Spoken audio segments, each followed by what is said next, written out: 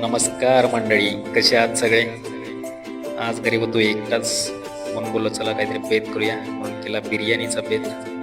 बाहेर गेलो, चिकन घेऊन आलो. चिकन अगोदर घेतलं मॅरिनेट करायला, त्याच्यामध्ये टाकला मसाला,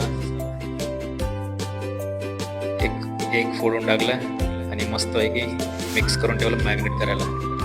नंतर घेतली कटिंगसाठी कांदा कापला, टोमॅटो कापला, मिरची कापली, कोथिंबीर कापली, तांदूळ ठेवला भिजत. नंतर केली बिर्याणी बनवायला सुरुवात. कुकरमध्ये टाकले तेल, नंतर टाकला मसाला. काय काय टाकलं काय नाही टाकलं काही विचारू नका, जे हाताला भेटत ते टाकत असतो. कारण की काही कमी पडलं तर आपल्याला कोणाला जेवायला घालायचं नाही, आपल्याला स्वतःलाच खायचं असतं.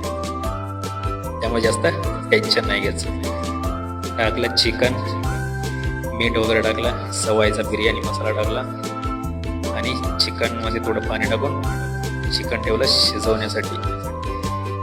कारण चिकन चांगलं शिजलं तर खाण्यासाठी पण मजा येते. चिकन ठेवलं वाफलून झालेलं, बघितलं कसं शिजलेलं.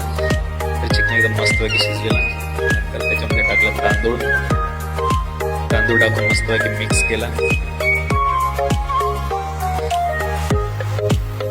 पाणी टाकलं आणि केली टेस्ट. थोडा मसाला कमी होता, मसाला केला ॲड आणि कुकर केला बंद. चला शिट्टी वाजेपर्यंत बोललो चला थोडी साफसफाई करूया म्हणून घेतली साफसफाई करायला. बरोबर साफसफाई झाली आणि वाजली शिट्टी वाजली, बिर्याणी शिजली आणि कुकर खोलला. तर मी पण झालो सरप्राईज, कारण बिर्याणी एकदम खूप मस्त झालेली. मी विचार केला त्याच्यापेक्षा मस्त वगैरे बिर्याणी दिसत होती, सुटसुटीत अशी झालेली बिर्याणी. नंतर घेतली बिर्याणी खायला,